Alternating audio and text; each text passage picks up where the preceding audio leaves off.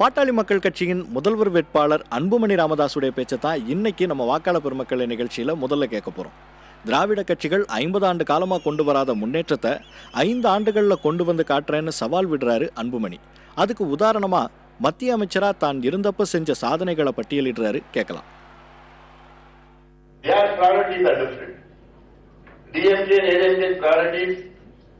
அவங்களது முக்கியத்துவம் பாத்தீங்கன்னா மதுவை எப்படி திணிக்கிறது, இலவசங்களை கொடுத்து மக்களை ஏமாற்றுவது, தேர்தல் வந்தால் பணத்தை கொடுப்பது, இப்படியெல்லாம் மக்களை திசை திருப்பி மீண்டும் ஆட்சிக்கு வருவதுதான்.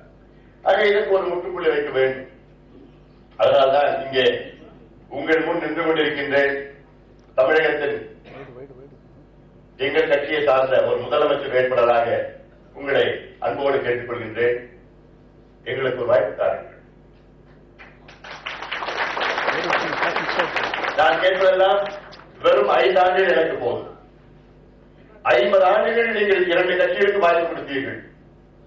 இந்த 2 கட்சிகளும் அடுத்த 50 ஆண்டுகள் ஆட்சி செய்தாலும் உங்களுக்கு எந்த முன்னேற்றம் வரப்போவது கிடையாது. எனக்கு 5 ஆண்டுகள் தேவை. அவ்வளவுதான். இதை எப்படி நான் அவ்வளவு நம்பிக்கையா நான் சொல்கின்றேன். டெல்லியிலே நான் 5 ஆண்டுகள் அமைச்சராக பணியாற்றினேன். அப்பொழுது இந்தியாவுக்கு திட்டங்கள் கொண்டு வந்தேன். இந்தியாவுடைய சுகாதார சீர்கேடுகளை நான் குறைத்திருக்கின்றேன். முக்கியமான ஒன்றை ஒழித்திருக்கின்றோம். போலியோ 50 ஆண்டுகள் இருந்த இந்தியாவில் இருந்த போலியோ இந்தியாவில் ஒரே ஒரு போலியோ கேஸ் கிடையாது. India eradicated polio, eradicated. 108 ambulance திட்டத்தை இந்தியாவுக்கு நான் கொண்டு வந்தேன். இது வித்தியாசமான திட்டம். கோடிக்கணக்கான உயிரை காப்பாற்றுகிற திட்டம். இது வித்தியாசம். இதுதான் திட்டம். இதுதான் மாறுபட்ட திட்டம். தேசிய கிராமப்புற சுகாதார திட்டம், நேஷனல் ரூரல் ஹெல்த் மிஷன் என்ற மிகப்பெரிய என்னுடைய கனவு திட்டம், மிகப்பெரிய திட்டம். அந்த திட்டத்தை கொண்டு வந்து இந்தியாவில் 10 ஆண்டு காலத்தில் இந்தியாவுடைய குழந்தை இறப்பு விகிதம் 55 விழுக்காடு குறைக்கப்பட்டிருக்கிறது.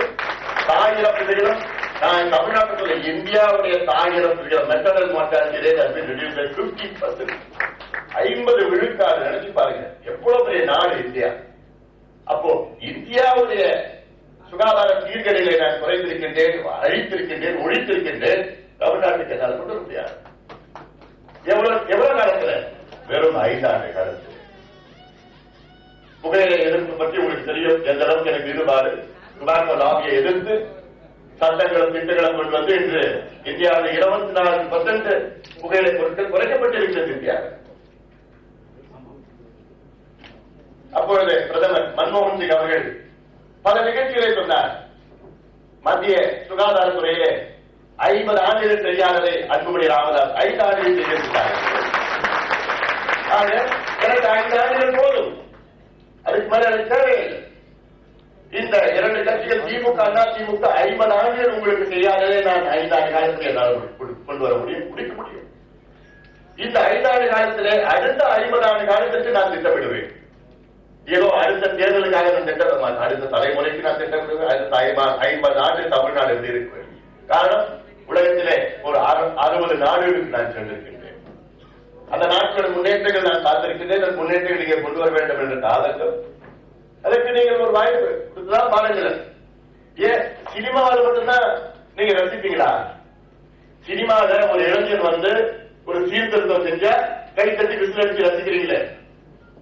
இப்ப தமிழ்நாட்டில் ஒரு இளைஞர் உங்களை கேட்கிறான், ஒரு வாய்ப்பு கொடுன்னு கேட்கிறான். கொடுங்க. நிஜ வாழ்க்கையில பாருங்க. சினிமாவில் எல்லாம் கை தட்டி ரசிக்கிறோமே. ஆஹா, நல்ல இளைஞர், நல்லா செய்யறான், நல்லா திட்டம். சினிமாவில் மாற்றங்கள் கொண்டு வந்திருக்கிறான் இளைஞர்னு ரசிக்கிறீங்களே. என் நிஜ வாழ்க்கையில இந்த அன்புமணிக்கு ஒரு வாய்ப்பு கொடுத்து பாருங்க. 50 ஆண்டு காலம் சினிமா துறையை சார்ந்தவர்கள் தான் தமிழ்நாட்டை ஆட்சி செய்தார்கள். 50 ஆண்டு காலம், அரை நூற்றாண்டு துறைக்கு தகுதி கிடையாதா? சினிமா துறை மட்டும்தான் நல்ல தகுதி, நல்ல திறமை இருக்கிறதா? சினிமா துறையை சார்ந்தவர்களுக்கு தான் நல்ல முன்னோக்கு சிந்தனை இருக்கிறதா, தொலைநோக்கு பார்வை இருக்கிறதா? அவர்கள் மட்டும்தான் தகுதியானவர்களா? ஒரு டாக்டர் தகுதி கிடையாதா? ஒரு இன்ஜினியர் வரக்கூடாதா? ஒரு வழக்கறிஞர் வரக்கூடாதா? ஒரு பேராசிரியர் வரக்கூடாதா? ஒரு இளைஞர் வரக்கூடாதா? படிச்சவங்க வரக்கூடாதா? 50 வருஷமா யாரும் படிச்சவங்க, நான் தப்பா சொல்லல, படிக்காத மேதை காமராஜர் அவர்கள் மிகச்சிறந்த முதன்மை முதலமைச்சர், தமிழ்நாட்டின் முதன்மை முதலமைச்சர். அந்த சம்பளத்துல படிப்பு இருக்கணும்னு அவசியம் கிடையாது. நான் கேட்கறது ஒரு மாற்றத்தை கொண்டு வாருங்கள். இவ்வளவு காலமாக நடித்தவர்கள் ஆண்டு வந்தார்கள். முதல் முறையாக ஒரு படித்தவரை கொண்டு வாருங்கள்.